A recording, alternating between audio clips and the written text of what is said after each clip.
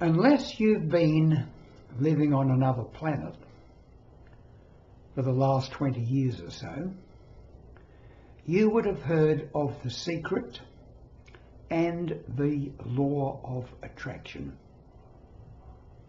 So many people are talking about the law of attraction and how you can get what you want, how you can manifest into your life the things you desire, etc., etc.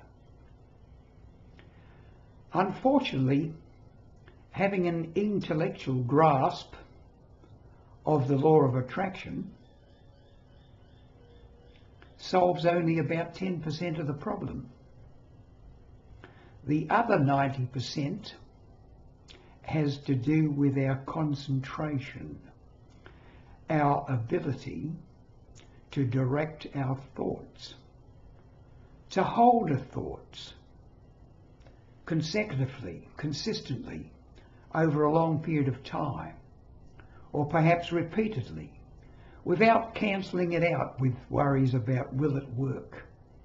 I don't really believe this stuff. I hope it'll work for me, etc.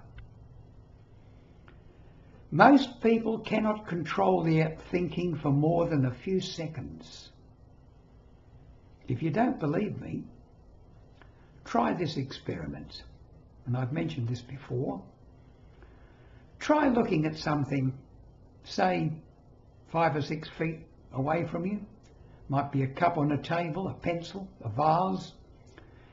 And determine that you're going to keep your sole concentration on it for 60 seconds and not let one other thought arise in your mind.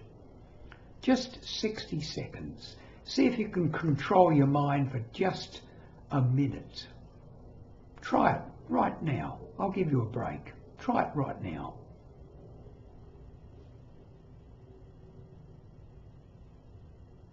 No, I won't wait for a minute because it will spoil this video. You can do it after I've finished. But the point I'm making is this.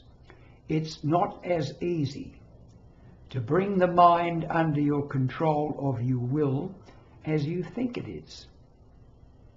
Because the mind has a mind of its own. It has its own little willpower. The ego mind. The mind which thinks it is you or pretends to be you and becomes very, very frightened when you try something like I just mentioned. Because there's a fight goes on. If I ask you to concentrate on something for a minute, something will pull you away from that. And what is pulling you away from that is this made-up self-image mind, which likes to be in control, likes to immerse itself completely so that you're absorbed in it and adding to its strength.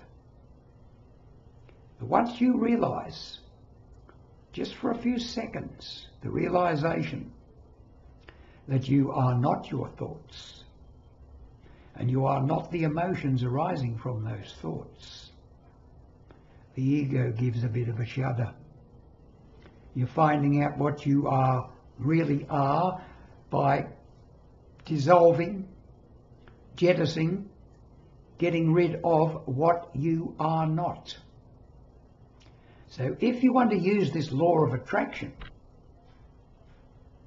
and use it to effect,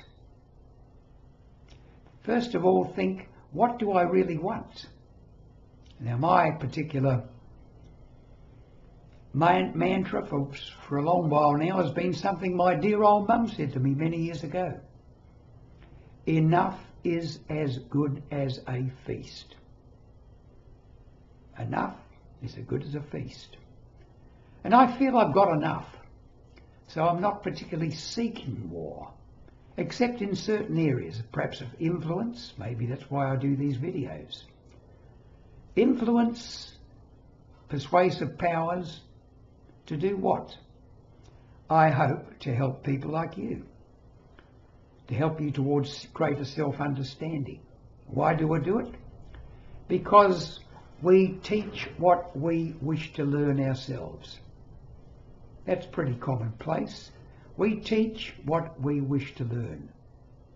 Getting back to the law of attraction, until you can bring your mind under the control of your will, just like that, and hold it there for a while, I would say the law of attraction is not going to work for you.